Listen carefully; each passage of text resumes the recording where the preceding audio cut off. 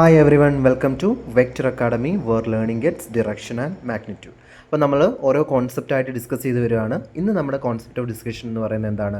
Hooke's law and potential energy of A spring എന്നാണ്. അതായത് work energy power എന്ന് പറയുന്ന ചാപ്റ്ററിൽ ഇമ്പോർട്ടൻ്റ് ആയിട്ടുള്ളൊരു കോൺസെപ്റ്റാണ് എന്ത്? ഹൂക്സ് ലോയും അതുമായി ബന്ധവരുന്ന എന്താണ്? സ്പ്രിങ്ങിൻ്റെ പൊട്ടൻഷ്യൽ എനർജി, അതുപോലെ ആ ഗ്രാഫ് റിലേറ്റഡ് ആയിട്ടുള്ള പ്രോബ്ലംസ് ഒക്കെ. അപ്പോൾ എന്താണ് ഹൂക്സ് ലോ എന്ന് നമുക്ക് മനസ്സിലാക്കണം. അപ്പോൾ ഇവിടെ ചിത്രം നോക്കിയാൽ നിങ്ങൾക്ക് കാണാം, ഇവിടെ എന്ത് ചെയ്തിരിക്കുകയാണ്? ഒരു സ്പ്രിങ് ഉണ്ട്. ആ സ്പ്രിങ്ങിനെ എന്ത് ചെയ്തിരിക്കുന്നു? ഒരു എം മാസുള്ള ഒരു ബ്ലോക്കുമായിട്ട് അറ്റാച്ച് ചെയ്തിരിക്കുകയാണ്. ഇപ്പം നിലവിൽ ആ സ്പ്രിങ് ഇരിക്കുന്നതിൻ്റെ പൊസിഷൻ നമ്മളതിനെ അതിൻ്റെ ഇക്വിലിബ്രിയം പൊസിഷൻ എന്ന് വിളിക്കും. അതാണ് എന്ത്? x=0 എന്ന് പറഞ്ഞ് ഡിനോട്ട് ചെയ്തിരിക്കുന്നത്. ഇനി നിങ്ങൾ ആലോചിച്ച് നോക്കുക, ഞാൻ ഈ എം എന്ന് പറയുന്ന മാസിലേക്ക് ഒരു ഫോഴ്സ് അപ്ലൈ ചെയ്തിട്ട് മുന്നോട്ടേക്ക് അതിനെ വലിക്കുകയാണ്, സ്ട്രെച്ച് ചെയ്യുകയാണ്. ഓട്ടോമാറ്റിക്കലി എന്ത് ചെയ്യും? സ്പ്രിങ് എന്ത് ചെയ്യും? അതിൻ്റെ ലെങ്ത്ത് ഇൻക്രീസ് ചെയ്യുന്നതായിട്ട് നിങ്ങൾക്ക് കാണാം. ഞാൻ ആ അപ്ലൈ ചെയ്യുന്ന ഫോഴ്സ് റിമൂവ് ചെയ്ത് കഴിഞ്ഞാൽ എന്ത് ചെയ്യും? തിരിച്ച് സ്പ്രിങ് അതിൻ്റെ ഒറിജിനൽ പൊസിഷനിലേക്ക് വരും. ഇനി ആ സ്പ്രിങ്ങിനെ ഞാൻ കംപ്രസ് ചെയ്യുകയാണെന്ന് വിചാരിച്ച്, അതായത് ആ വോളിനേക്ക് അടുത്തേക്ക് ഞാൻ അതിനെ പുഷ് ചെയ്ത് കംപ്രസ് ചെയ്യണം. കംപ്രസ് ചെയ്യുന്നതിൻ്റെ ഫലമായിട്ട് എന്ത് ചെയ്യും? ആ സ്പ്രിങ്ങിൻ്റെ ലെങ്ത് ഇപ്പോൾ കുറയും. എന്ന് വെച്ചാൽ ആ ഇക്വിലിബ്രിയം പൊസിഷനിൽ നിന്നും നെഗറ്റീവ് ഡയറക്ഷനിലേക്ക് അതിങ്ങനെ സഞ്ചരിക്കും. ഞാൻ വിട്ട് കഴിഞ്ഞാൽ വീണ്ടും അത് തിരിച്ച് എന്ത് ചെയ്യും? പഴയ പൊസിഷനിലേക്ക് വരും. അപ്പോൾ ഇങ്ങനെയൊക്കെ വരാൻ കാരണമാകുന്ന ഒരു ഫോഴ്സ് ഈ പറയുന്ന സ്പ്രിങ്ങിനകത്ത് ഡെവലപ്പ് ചെയ്യുന്നതുകൊണ്ടാണ്. അത്തരം ഡെവലപ്പ് ചെയ്യുന്ന ഫോഴ്സിനെ, അല്ലെങ്കിൽ അതിൻ്റെ ഒറിജിനൽ സൈസും ഷേപ്പും ഒക്കെ റീഗെയിൻ ചെയ്യാൻ വേണ്ടി അതിനെ സഹായിക്കുന്ന ഫോഴ്സിനെ നമ്മളതിൻ്റെ റീസ്റ്റോറിങ് ഫോഴ്സ് എന്ന് പറയും. അതായത് ആ സ്പ്രിങ്ങിനുള്ളിൽ ഡെവലപ്പ് ചെയ്യുന്ന റീസ്റ്റോറിങ് ഫോഴ്സ് എന്ന് നമുക്കതിനെ എന്ത് ചെയ്യാം? വിളിക്കാം. അപ്പോൾ ഈ റീസ്റ്റോറിങ് ഫോഴ്സും നമ്മൾ ക്രിയേറ്റ് ചെയ്യുന്ന ഡിസ്പ്ലേസ്മെൻറ്റും തമ്മിൽ എന്തെങ്കിലും ബന്ധമുണ്ടോ ഒരു കാര്യം എക്സ്പ്ലെയിൻ ചെയ്യാൻ സഹായിക്കുന്ന ലോ ആണ് ഇത് ഹൂക്സ് ലോ എന്ന് പറയും. അപ്പോൾ നിങ്ങൾ ആദ്യമേ മനസ്സിലാക്കണം, ഈ ഹൂക്സ് ലോ എക്സ്പ്ലെയിൻ ചെയ്യാൻ നമ്മൾ ഉപയോഗിക്കുന്നത് ഒരു ഐഡിയൽ സ്പ്രിംഗ് ആണ്. എന്താണ് ഐഡിയൽ സ്പ്രിംഗ് എന്ന് പറയുന്നത്? നിങ്ങൾ ഐഡിയൽ ഗ്യാസ് എന്ന് പറയുന്ന കോൺസെപ്റ്റ് കെമിസ്ട്രിയിൽ പഠിക്കുന്നു. അതായത് നമുക്കൊരു ഫിസിക്കൽ കോൺസെപ്റ്റ് എക്സ്പ്ലെയിൻ ചെയ്യണം. അപ്പം പ്രാക്ടിക്കലി നമ്മൾ ഡെയിലി ലൈഫിലേക്ക് നമ്മളത് അപ്ലൈ ചെയ്യുന്ന സമയത്ത് നമ്മൾ തിയററ്റിക്കലായിട്ട് പ്രൂവ് ചെയ്തതിനേക്കാൾ കുറേ ചെറിയ ചെറിയ വ്യത്യാസങ്ങൾ അതിലേക്ക് വരും. ഇവിടെ നമ്മൾ അതിൻ്റെ കോൺസെപ്റ്റ് ക്ലിയർ ആക്കാൻ നമ്മൾ എടുക്കുന്ന ഒരു ഐഡിയൽ സ്പ്രിംഗ് ആണ്. അതായത് ആ ഐഡിയൽ സ്പ്രിങ്ങിന് എന്തുണ്ടാവില്ല, നമ്മളതിനെ ഒരു മാസ്ലെസ് ഒബ്ജക്റ്റ് ആയിട്ട് കൺസിഡർ ചെയ്യും. അതുപോലെ ഡിസിപ്പേറ്റീവ് ആയിട്ടുള്ള ഫോഴ്സുകൾ, ഫ്രിക്ഷണൽ ഫോഴ്സുകളൊക്കെ അതിൽ ഡെവലപ്പ് ചെയ്യുന്നത് കുറവാണ്, അല്ലെങ്കിൽ ഇല്ല എന്ന് പറയും. എനർജി ലോസ് അതിന് സംഭവിക്കുന്നില്ല തുടങ്ങിയ കാര്യങ്ങളൊക്കെ കൺസിഡർ ചെയ്ത് ഇതെല്ലാം മാറ്റി നിർത്തി ഇതിനെല്ലാം ഒഴിവാക്കിയിട്ടാണ് നമ്മൾ ആ ലോസ് അവിടെ എന്ത് ചെയ്യുന്നത്? ഫോം ചെയ്യുന്നത്. അപ്പം നമ്മളത് എന്താ പറയുന്നത്? ഒരു ഐഡിയൽ സ്പ്രിങ്ങിൻ്റെ കേസിലാണ് നമ്മൾ ഈ കാര്യങ്ങളൊക്കെ ഇനി പറയാൻ പോകുന്ന ഓരോ കാര്യങ്ങളും പറയുന്നതെന്നുള്ളതൊന്ന് കോൺസെപ്റ്റ് വൈസ് എന്ത് ചെയ്യാവുന്ന മനസ്സിലാക്കി വെക്കുക. അപ്പോൾ നിങ്ങൾ ആലോചിച്ച് നോക്കുക, ഞാൻ ആ എം എന്ന് പറയുന്ന മാസിൽ പിടിച്ചിട്ട് അതിനെ സ്ട്രെച്ച് ചെയ്യാണ്. ഡിസ്പ്ലേസ്മെൻറ്റ് കൂടുക എന്ന് വെച്ചാൽ അത് വലിഞ്ഞ് കൂടുതൽ വരികയാണ്. നിങ്ങൾ ആലോചിച്ച് നോക്കി, പ്രാക്ടിക്കലി നിങ്ങളൊരു സ്പ്രിങ്ങിനെ പിടിച്ച് വലിക്കുന്ന സമയത്ത് ആ സ്പ്രിങ് നീളുന്നതിനനുസരിച്ച് നിങ്ങൾ എന്ത് ചെയ്യേണ്ടി വരുന്നു? കൂടുതൽ ഫോഴ്സ് നിങ്ങൾക്ക് കൊടുക്കേണ്ടതായിട്ട് ഫീൽ ചെയ്യും, അല്ലേ? അതായത് നിങ്ങളൊരു സ്പ്രിങ്ങിനെ വലിച്ചു നീട്ടാൻ ശ്രമിക്കുകയാണ്. അതിൻ്റെ ലെങ്ത്ത് കൂടി വരുന്നതിനനുസരിച്ച് നമ്മൾ ആദ്യം കൊടുത്തതിനേക്കാൾ കൂടുതൽ ഫോഴ്സ് വീണ്ടും കൊടുക്കേണ്ടി വരുന്നതായിട്ട് നമുക്ക് ഫീൽ ചെയ്യും. അതേപോലെ തന്നെയാണ് ഈ സ്പ്രിങ്ങിനെ നിങ്ങൾ കയ്യിൽ പിടിച്ച് അമർത്തി കംപ്രസ് ചെയ്യാൻ നോക്കുകയാണ്. ആദ്യം കുറച്ച് കംപ്രസ് ചെയ്യാൻ വേണ്ടി, അല്ലെങ്കിൽ കുറച്ച് അമർത്താൻ വേണ്ടി നമുക്ക് ഭയങ്കര ബുദ്ധിമുട്ടൊന്നും തോന്നില്ല. അത് അതിൻ്റെ ലെങ്ത്ത് കുറയുന്നതിനനുസരിച്ച് എന്ത് ചെയ്യും? നമ്മൾ കൂടുതൽ ഫോഴ്സ് കൊടുക്കണം. അതായത് ഭയങ്കര എഫേർട്ട് എടുക്കേണ്ടതായിട്ട് നമുക്ക് എന്ത് ചെയ്യും? ഫീൽ ചെയ്യും. ഈ ഒരു കാര്യം പറയുന്നതാണ് ഹൂക്സ് ലോ. അതായത് ഒരു സ്പ്രിങ്ങിൽ ഡെവലപ്പ് ചെയ്യുന്ന ഈ പ്രാക്ടിക്കൽ നിങ്ങളുടെ മനസ്സിൽ, ഈ പറഞ്ഞ കാര്യം നിങ്ങളുടെ മനസ്സിലേക്ക് കയറി കഴിഞ്ഞാൽ നിങ്ങൾ ഹൂക്സ് ലോ പഠിച്ചു കഴിഞ്ഞു. അതായത് എന്താണ് പറയുന്നത്? നമ്മൾ ഒരു സ്പ്രിങ്ങിലേക്ക് അല്ലെങ്കിൽ ഒരു ഡിസ്പ്ലേസ്മെൻറ്റ് ഉണ്ടാക്കുന്നതിനനുസരിച്ച് ആ സ്പ്രിങ്ങിൽ ഡെവലപ്പ് ചെയ്യുന്ന എന്ത് കൂടിക്കൊണ്ടിരിക്കും? റീസ്റ്റോറിങ് ഫോഴ്സ് കൂടും. അതായത് വേറെ രീതിയിൽ പറഞ്ഞാൽ, ഒരു ഐഡിയൽ സ്പ്രിങ്ങിൻ്റെ കേസിൽ ദ റീസ്റ്റോറിങ് ഫോഴ്സ് എന്ന് പറയുന്നത് എന്തിന് ഡയറക്റ്റ്ലി പ്രൊപ്പോർഷണൽ ആയിരിക്കും? Which is directly proportional to displacement ആണ്. അവിടെ ഡെവലപ്പ് ചെയ്യുന്ന ഡിസ്പ്ലേസ്മെൻറ്റ് എന്താണ്? ഡയറക്റ്റ്ലി പ്രൊപ്പോർഷണൽ ആണ്. എത്രത്തോളം ഡിസ്പ്ലേസ്മെൻറ്റ് കൂടുന്നോ അത്രത്തോളം അവിടെ എന്ത് കൂടും?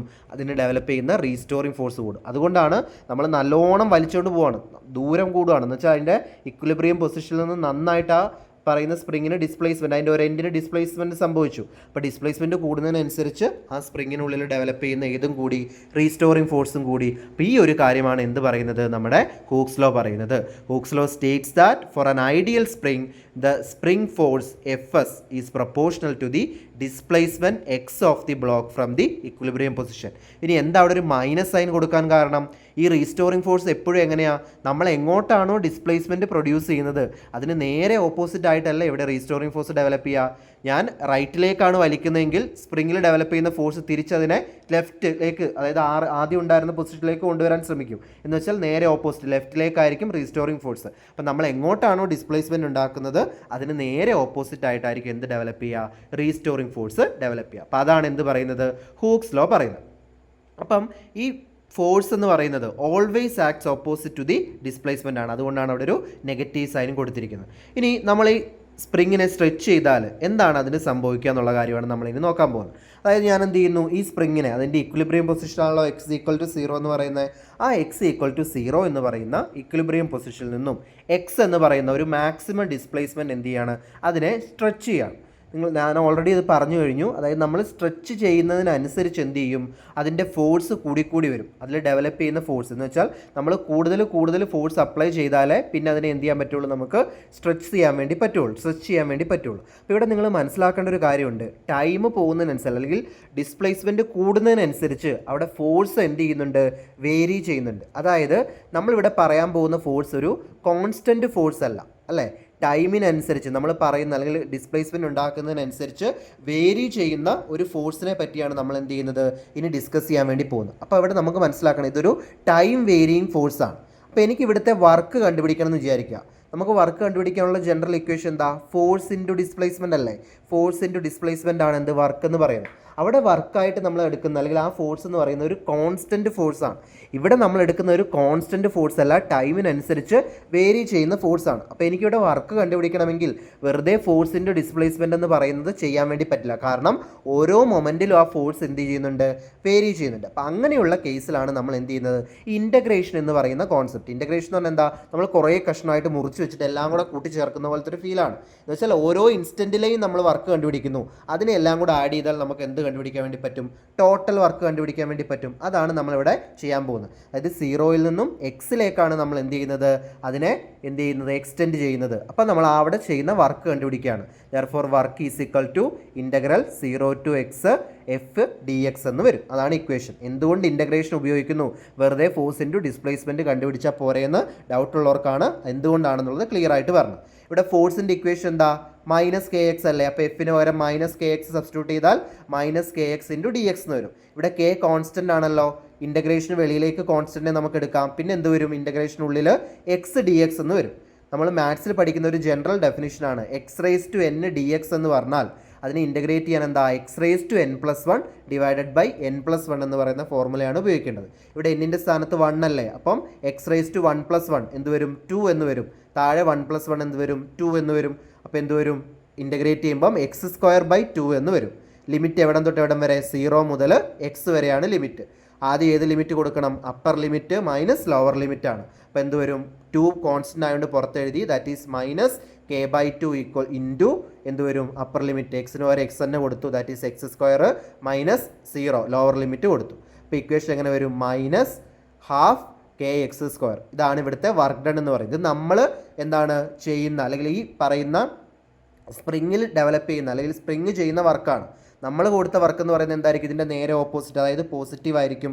That is W=12 kx². ഈ വർക്കാണ് ഈ പറയുന്ന സ്പ്രിങ്ങിൻ്റെ എന്തായിട്ട് സ്റ്റോർ ചെയ്യുക, എനർജി ആയിട്ട് സ്റ്റോർ ചെയ്യുക. അപ്പം സ്പ്രിങ്ങിൻ്റെ ടോട്ടൽ എനർജി എന്ന് പറയുന്നത് എന്തായിരിക്കും, സ്പ്രിങ്ങിൻ്റെ kinetic energy plus potential energy ആയിരിക്കുമല്ലോ ടോട്ടൽ എനർജി. കൈനറ്റിക് എനർജിയുടെ ഇക്വേഷൻ എന്താ, ½ പൊട്ടൻഷ്യൽ എനർജി kx² ആണ്.